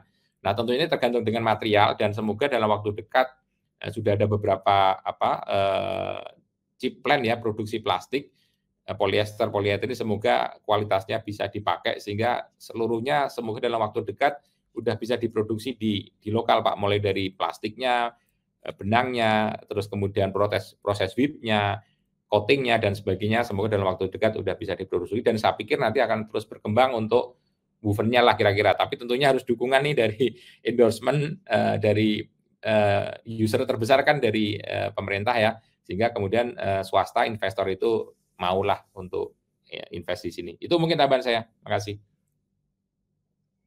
Oke, terima kasih Pak Fahmi dan Pak Dandung jawabannya. Next, ada pertanyaan tentang izin bertanya Pak Dandung, tadi sempat disinggung oleh Bu Dita untuk tanah timbunan MSI Wall di peraturan FHWA dianjurkan menggunakan tanah granular. Ketika di lokasi proyek tidak terdapat tanah granular, apakah bisa menggunakan tanah kohesif? Apakah dalam suatu proyek pernah menggunakan timbunan tanah kohesif dan apakah aman, Pak? Aman, aman. Jadi memang tergantung sih. Artinya gini, memang by default di sananya ya FHWA selalu mengharuskan penggunaan tanah granular gitu. Artinya kan granular itu kan mudah dikelola gitu ya, dikelola workability-nya enak gitu ya. Kalau hujan segala macam tidak ada masalah. Memang tantangan menggunakan tanah kohesif atau nyebutnya kita tanah merah lah gitu ya, itu menjadi challenge tersendiri. Tapi alhamdulillah dari beberapa banyak case ya tidak beberapa, bahkan sebagian besar retaining wall kita dengan berbagai macam tuntutan itu menggunakan tanah merah. Nah tinggal kemudian kita cek nih secara engineeringnya ya, misalnya nilai internal V-nya ya, internal friction angle-nya berapa sih gitu. Kalau misalnya cuma 10, 12 ya mumet gitu kan. Minimal di atas 20 ya, 25 gitu.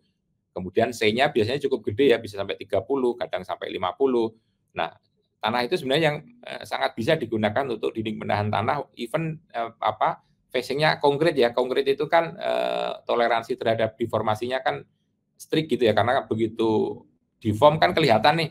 Nah, kalau yang menggunakan geoframe nggak apa-apa, benjol-benjol dikit kan ketutupan tanaman gitu kan, selama secara struktural aman-aman saja. Jadi kalau menurut pengalaman yang sudah pernah kita kerjakan, justru kita banyak menggunakan tanah kohesif gitu ya, dan itu baik-baik saja. Tantangannya adalah saat pelaksanaan pemadatannya benar-benar harus OMC gitu kan, kemudian kontrol kualitasnya juga harus ketat gitu kan, karena begitu kena hujan kan nggak bisa dikerjakan, harus dikeringkan dulu, kalau kurang air harus dikasih air, dan sebagainya lah. Jadi metodenya harus lebih disiplin gitu. Kalau granular kan enak digelar, dipadetin, jadi itu. Nah, kalau tanah merah, itulah challenge-nya. Itu kira-kira. Jadi selama ini so far so good lah. Baik, terima kasih Pak Dandung. Apakah ada yang ingin ditambahkan mungkin Pak Fahmi? Ya, ini mungkin terkait ini juga Pak Dandung, challenge-nya. Jadi kan kita bicara quarry itu tidak seragam, Mbak ya. Ini juga buat teman-teman yang lain. Jadi memang tadi kontrol material, terutama query di lapangan itu menjadi kunci ya. Jadi jangan sampai nanti yang dibawa ke lapangan plus ada border-bordernya, plus macam-macam lah. Jadi kalau memang tanah kohesif seragam, tadi selama tadi treatmentnya, tadi kontrol air dan segala macamnya oke, pemadatan juga oke, harusnya hasilnya baik. Tapi kalau tadi di quarry-nya juga beragam, nah ini yang perlu hati-hati. Jadi pengawas ini terutama ya, ini harus memastikan bahwa semua seragam dan kalau ada yang tidak sesuai ya dibuang gitu, jangan digunakan. Mungkin itu tambahannya. Oke, baik. Terima kasih. Mungkin karena kita sudah mau mengacu ke jam 4 nih ya Pak, pertanyaan terakhir nih, izin bertanya Pak Dr. Fahmi, apakah ada perbedaan cara penerapan geosintetik pada perencanaan jalan raya di tanah gambut dan tanah lunak? Bagaimana metode penerapan yang dilakukan pada kedua situasi tersebut? Terima kasih. Ini harusnya ada pertanyaan buat Pak Aswin ini. Yo, Pak Aswin mana Pak Aswin? Mungkin baiknya sedang away. Oh, sedang away. Oke. Baik, saya coba ini ya. Kalau gitu saya coba jawab. Jadi kalau yang membedakan antara gambut dan tanah lunak adalah tadi ya kadar airnya. Terus kemudian kalau gambut kan dia biasanya tuh di permukaan ada material-material yang belum sepenuhnya dia terdekomposisi ya, jadi belum menjadi humus lah. Nah, sehingga kalau kita bicara untuk penerapan geosintetik, kalau untuk tanah lunak, selama kita bisa membuat apa ya, kayak semacam lapis peletakan yang rata, tidak ada yang tidak ada batu-batu yang menonjol, geosintetik sebetulnya nggak ada masalah. Tapi kalau untuk gambut yang penting adalah supaya kita harus memangkas dulu ya bagian-bagian yang mungkin bisa merusak si geosintetiknya.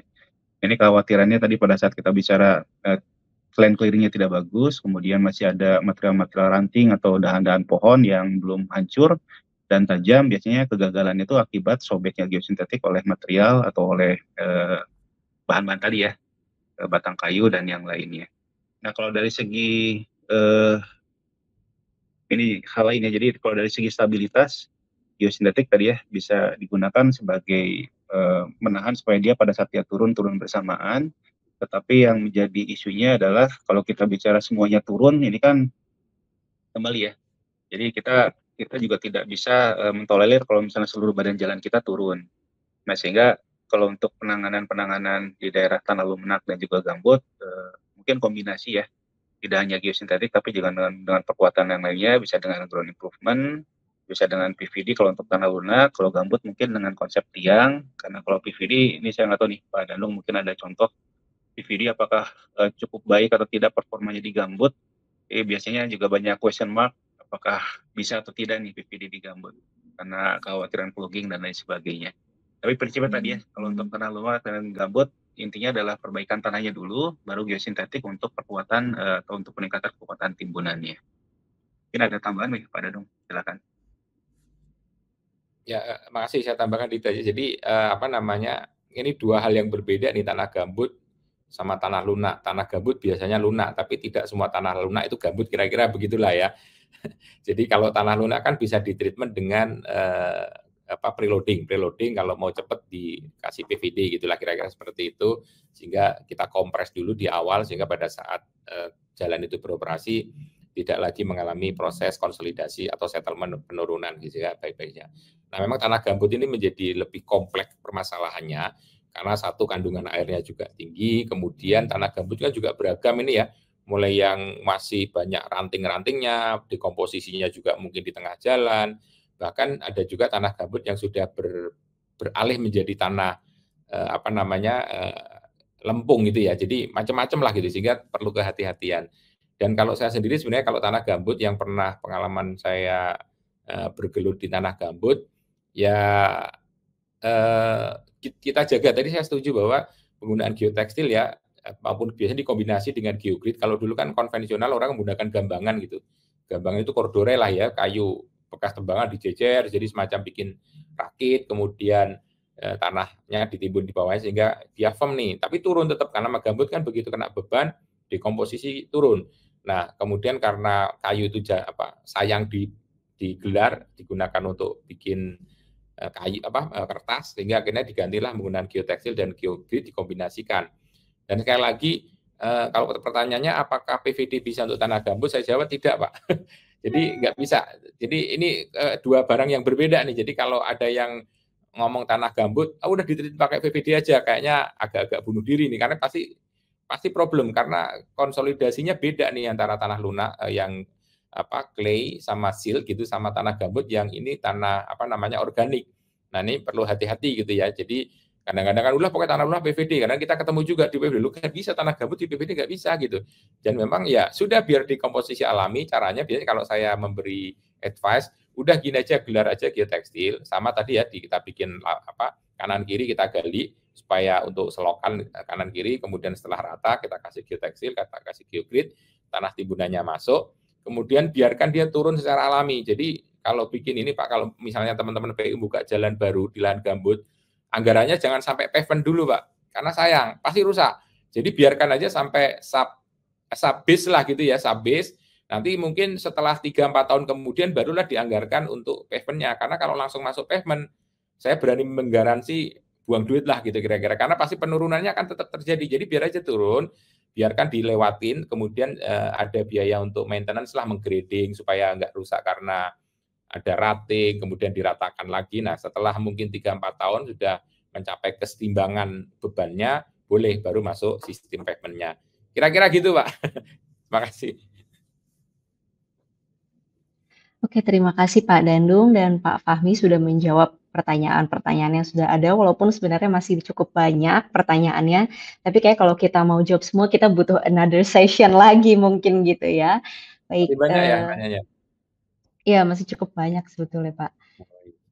Cuma memang banyak kayak beberapa yang mirip juga pertanyaannya, dan tadi ada beberapa yang memang sudah terjawab sebetulnya di presentasi seperti tadi presentasi Pak Dandung untuk yang perkuatan di lereng-lereng tebing di sungai, seperti itu memang sudah ada perkuatannya dengan tadi kombinasi gabion, kemudian dikombinasi lagi dengan geogrid, dan juga ada yang untuk bukan hanya perkuatan di bagian dalamnya tapi di bagian luarnya seperti itu. Dan apakah ada maybe kata-kata kesimpulan dan penutup dari Pak Fahmi dulu mungkin? Ada yang ingin ditambahkan, Pak? Baik, yang pertama kalau kita bicara konstruksi ya, ada dua hal yang sebetulnya mempengaruhi. Jadi yang pertama itu dari segi waktu, yang kedua adalah biaya. Jadi ini agak terkorelasi ya, Bapak Ibu semua. Jadi kalau kita bicara bahwa biayanya terbatas, ini mau tidak mau ya berarti kan kita bicara dengan konsep-konsep yang tadi disampaikan Pak Dandung. Kita bicara dengan konsep penanganan yang waktunya mungkin cukup lama juga, tapi tadi dipastikan bahwa konsep itu jangan sampai dengan ke konsep di mana perkerasan ini dibangun terlebih dahulu, karena kalau itu dibangun terlebih dahulu maka perkerasannya pasti akan mengalami kerusakan.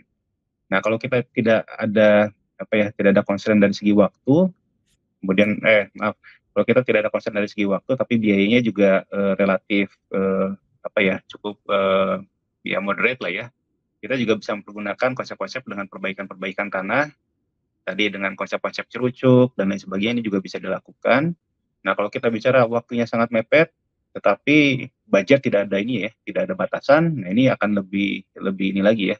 Jadi challenge-nya agak berkurang sehingga kita juga bisa menggunakan konstruksi-konstruksi yang memang lebih masif gitu dengan tile slab dan segala macam. Jadi opsi-opsi itu sangat-sangat tergantung dari budget dan juga waktu, dan memang fungsinya engineer ya, para engineer kita nih saya juga berharap akan lebih wise gitu untuk menentukan mana yang kira-kira lebih optimal tadi dari segi waktunya dan juga dari segi biaya, karena alokasi biaya kita juga kan tidak banyak ya di pemerintahan. Jadi mohon lebih wise, jadi jangan terlalu konservatif tapi juga jangan terlalu jangan terlalu optimistik gitu. Ini yang hati-hati, karena optimistik juga kadang membahayakan ya, terlalu underestimate juga jadinya akan terlalu boros. Ini harus ada balance di antara itu. Oke, tadi kalau dari saya penutupnya mohon lebih wise dan mohon lebih lebih efisien dari perencanaan untuk mengoptimalkan baik itu penganggaran dan juga teknologi yang ada di Indonesia. Baik, terima kasih banyak Pak Fahmi. Pak Dandung, ada yang ingin ditambahkan? Ya, oke, makasih Dita. Jadi terima kasih Pak Fahmi dan juga Aswin. Kayaknya ada acara lain Pak Aswin ya habis ini di kampus. Jadi sekali terima kasih kepada teman-teman sekalian yang sudah mengikuti webinar ini. Terima kasih kepada Sipilpedia juga yang sudah memfasilitasi. Semoga sharing ini bisa bermanfaat, dan sebagai catatan memang yang kita paham pekerjaan timbunan tinggi di konstruksi jalan dan jembatan kita itu lumayan banyak gitu ya, apalagi di daerah-daerah berbukit ini yang menjadi challenge kan pembangunan ini Pak ya, di tol-tol misalnya Pekanbaru Padang itu kan melewati Bukit Barisan, itu sudah pasti banyak dijumpai pekerjaan cut and fill yang volumenya banyak itu, baik itu untuk lereng, untuk slope protection maupun untuk timbunannya. Dan juga kalau kita sering beberapa main ke IKN juga sama itu Pak, kerjaan cut and fill-nya juga lumayan dan cukup bikin pening juga Pak Fahmi pasti gitu ya. Tapi di daerah-daerah ini juga nggak kalah challenge juga gitu. Di daerah Jawa juga banyak juga harus melewati hal-hal seperti kemarin juga sempat diskusi kita dengan teman-teman Balai DKI dan Jabar di tol Serang Panimbang, itu juga banyak pekerjaan-pekerjaan timbunan yang cukup tinggi. Sehingga saya pikir pemahaman kita alternatif teknologi gitu ya yang bisa kita manfaatkan harus kita belajar lebih baik gitu ya, dan pemahaman engineering juga. Jadi tidak hanya sekedar material datang gitu, tapi tidak memahami konteks engineeringnya kayak apa ya, apakah ini tepat, metode pelaksananya kayak apa, kemudian problem globalnya tadi yang disampaikan Pak Fahmi, tidak hanya melihat sekotak ini saja nih, sekotak bikin timbunan, tapi sebenarnya lingkungannya juga harus kita lihat lebih lebar. termasuk misalnya catchment area, masalah dengan pergerakan air, baik itu run off maupun mata air dan sebagainya. Jadi melihat sesuatu harus lebih kompleks, sehingga ketika kita sekali bangun, ya kita harapkan akan long life, ya sustain gitulah. Dan tentunya itu perlu pemahaman dan pembelajaran dan lebih sering bersharing pengetahuan gitu ya, pengalaman, sehingga teman-teman yang mungkin belum mengalami proses panjang seperti Pak Fahmi bisa belajar dari yang sudah-sudah gitu. Sampai itu, sekali lagi terima kasih kepada semua, sukses, salam sehat selalu. Baik, terima kasih Pak Dandung. Ya, terima kasih juga untuk Pak Aswin yang sepertinya memang sudah tidak ada di room dan sudah meninggalkan terlebih dahulu tadi roomnya. Terima kasih juga Pak Dandung dan Pak Fahmi atas sesinya yang sangat menarik. Dan terima kasih juga saya baca nih Bapak Ibu ini benar-benar ada dari Sabang sampai Merauke nih kayaknya, benar-benar banyak banget gitu area-area yang di absen tadi. Jadi terima kasih Bapak Ibu sudah menyempatkan waktunya kali ini untuk melihat bagaimana sih paparannya tentang pengalaman-pengalaman timbunan tinggi khususnya dengan geosintetik ini, seperti itu. Dan sebagai kesimpulannya memang jadi untuk material geosintetik itu sendiri banyak sekali manfaatnya gitu ya Bapak Ibu. Sebenarnya tadi juga bukan cuma di timbunan tinggi nih, tapi seperti perbaikan tanah dasar, seperti itu tuh juga banyak sekali manfaatnya. Dan mungkin yang kita harus remind ourselves juga bahwa di setiap project-project itu dari mulai proses desainnya dan juga dari mulai proses konstruksinya, dan jangan kita lupakan juga monitoringnya. Ini memang benar-benar harus kita pegang teguh, harus sesuai dengan tadi ya SNI dan juga tadi sesuai dengan FHWA sehingga bisa dipertanggungjawabkan juga pekerjaannya. Baik, itu saja dari saya.